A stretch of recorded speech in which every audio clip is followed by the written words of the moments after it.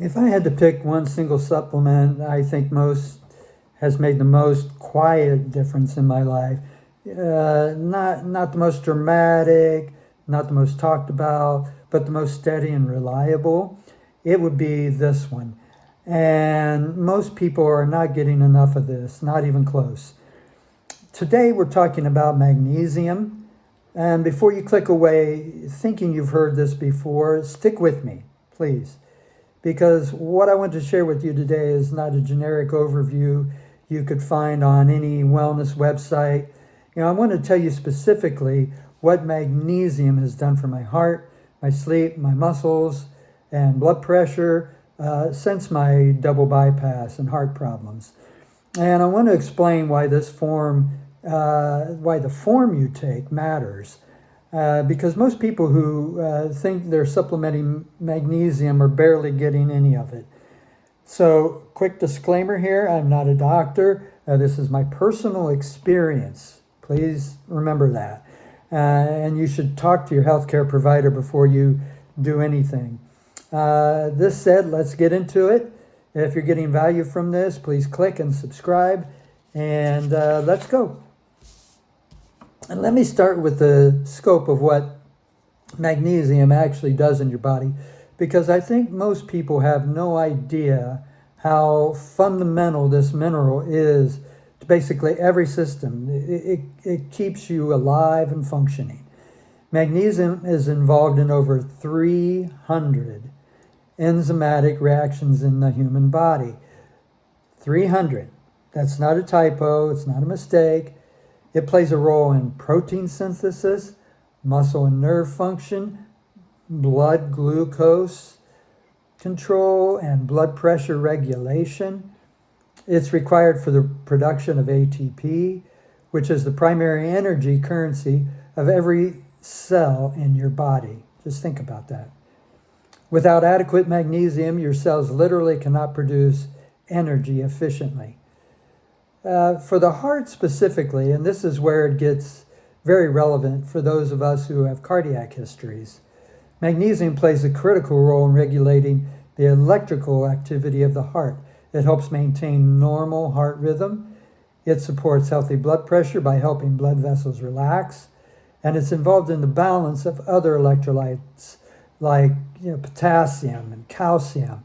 And the heart depends on that to function. Your heart is a muscle, and like every muscle in your body, it needs magnesium to contract and relax properly. When magnesium is low, the heart can behave erratically. Palpitations, irregular rhythm, elevated blood pressure. These are not just inconveniences. For someone with a cardiac history, these are serious, concerns. And here's the thing that should alarm you most. Most people are not getting enough magnesium, not from food, not from standard multivitamin. The estimates may vary, but some researchers suggest up to 50 to 80% of Americans are not meeting the recommended daily intake for magnesium. And the recommended daily intake itself may not even be optimal for people with higher demands, like people managing cardiovascular health like myself. Subscribe to this channel if you like this content. If you haven't already, and please hit the like button. This is part of an ongoing series I'm doing on health and nutrition and healthy aging for someone who's been through a double bypass and figured out actually what makes a difference in my life. Drop a comment below and tell me, are you currently taking magnesium? What form? What results have you noticed? I read every comment and share this video with someone that you care about because this information could genuinely, change how they feel from day to day. So why are so many people deficient? This is important to understand because it's not just about diet. The first reason is soil depletion. Modern industrial farming has stripped enormous amounts of magnesium from the soil over decades of intense agriculture. The vegetables and grains that used to be reliable resources magnesium simply don't contain, as much of it as it once did. You would have to eat sufficiently more food today to find, to get the same kind of magnesium content in food that, contained it 50 to 60 years ago or so. The second reason is the modern diet itself. Magnesium is found in foods, like dark leafy greens and nuts and dark chocolate, which I eat every day, a little bit. Not a lot, a little bit. These are not foods that dominate the standard American diet. Processed foods, refined grains and sugars. These contain very little magnesium, and they actively deplete it. Refined sugars causes magnesium to be excreted through the urine. Every time your blood, sugar, it spikes, and your insulin responds, you lose magnesium. The third reason, and this one is particularly relevant for anyone on cardiac, medications, is that certain drugs deplete magnesium. Diuretics, which are commonly prescribed for blood pressure and heart conditions, cause magnesium, to be excreted through the kidneys. Proton pumps inhibitors, the acid reflux medications that millions of people take are associated with magnesium deficiency with long-term use. And statins, which so many cardiac patients are on, may also affect magnesium metabolism. If you're on any of these medications and you're not supplementing magnesium, there is a real chance that your levels are low. The fourth reason is stress, both physical and physiologically.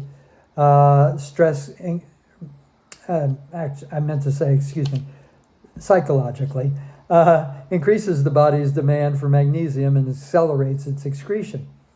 And chronic stress, which in itself is cardiovascular risk. It creates a vicious cycle where stress depletes magnesium, low magnesium makes the stress respond worse, and around it goes. Now, let me get specific about magnesium and heart health, because this is personal for me, and I think it's the most important part of the video for anyone in this audience. Before I started supplementing magnesium consistently, I was experiencing heart palpitations, that feeling when your heart is skipping or fluttering or skipping a beat in your chest. If you've had a cardiac event and you feel that, it gets your attention fast. I mentioned it to my doctor. Response was monitoring and watching, waiting, see what happens. When nobody suggests there was a low magnesium might be contributing to it. It's just amazing how that happens. I started taking magnesium before bed, and over time, not overnight, but over weeks, the palpitations became less frequent, significantly less frequent. I'm not telling you magnesium cured anything. I'm telling you that for me, consistently maintaining adequate magnesium levels appeared to support more, stable heart rhythm. And when I look at the research on magnesium and cardiac arrhythmia, that tracks. Magnesium, it's actually used intravenously in hospital settings to treat certain types of dangerous heart arrhythmias. The connection between magnesium and heart rhythm is not alternative medicine, it's established cardiology. Blood pressure is the other piece. Magnesium helps blood vessels relax, a process called vasodilation. When your blood vessels can relax properly, your blood pressure, it comes down. Multiple studies have shown the magnesium supplementation can have a modest but meaningful effect on blood pressure, particularly in people who are deficient. For someone managing cardiovascular health, that modest effect, it matters. It really does. And then there are the muscle cramps. Your heart isn't the only muscle that needs magnesium. Every muscle in your body does. Nighttime leg cramps that suddenly sees you in pain and wakes you up are a classic sign of magnesium deficiency. I was getting them regularly before I started supplementing. These have gone down, and not by coincidence. A quick break here. If you're watching this series, from the beginning, you're building a real understanding of what your body actually needs to function well. not what the standard guidelines, tell you, but what the research and real experience shows. Subscribe so that you don't miss a video. Share it with someone who gets muscle cramps and heart palpitations and can't sleep. Because there's a good chance magnesium is the answer for some of them. And leave a comment below. Now, here's what I want to spend some time on, because this is where most people go wrong with magnesium. The form matters enormously. Walk into any drugstore and you'll find magnesium oxide on the shelf. It's cheap, it's widely available, and it's one of the least bioavailable forms of magnesium you can take. Meaning your body absorbs very little of it. Most of it passes through your digestive system without being absorbed. In fact, magnesium oxide is sometimes used as a laxative because of how poorly it's absorbed and how much it draws water from the intestines. If that's the magnesium you're taking, you may be getting very little benefit from it. The forms that actually are well absorbed, they actually get into your cells and work, make a difference. There are two forms I personally take, are magnesium glycinate, and magnesium malate.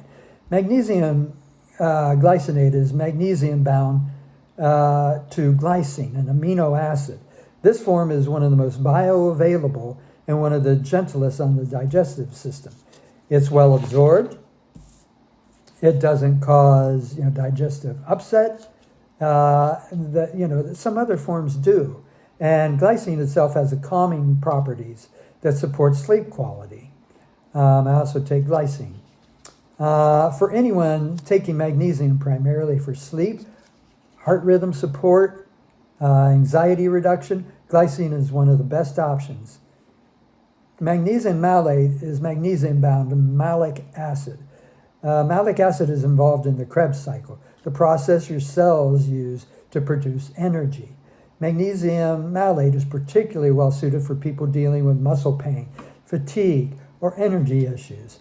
It's well absorbed and tends to energize rather than sedating, which might seem counterintuitive for someone taking it before bed. But the combination of glycinate and malate together gives you the benefits of both. I take a supplement that contains both forms, magnesium glycinate and magnesium malate. Also, a little bit of magnesium citrate in there. At 300 milligrams per serving, 2 capsules before bed. That's my personal protocol. Taking it before bed works well for me because the glycinate supports relaxation and sleep quality, and having it in your system overnight gives your body time to absorb it and utilize it. So let me tell you specifically what changed when I started taking magnesium consistently, because I think hearing, real results from a real person is more, it's more useful than, a lot of the clinical study summaries. Sleep. This was the first thing I noticed. I started falling asleep more easily and staying asleep longer. I'm not talking about dramatic, sedative, effect like you're taking some kind of drug. It wasn't taking a strong sleeping pill. It was more like, my body was able to actually relax the way it's supposed to at night. The background tension that I didn't even fully realize I was carrying, started to ease. Muscle cramps, this is another, it was gone or close to it. Nighttime leg cramps that used to wake me up, regularly have essentially disappeared since I've been consistent with the magnesium. If I go a few days without taking it, sometimes I'll notice it's starting to come back a little bit. So that's a clear sign, of what was driving that. Heart palpitations, significantly reduced.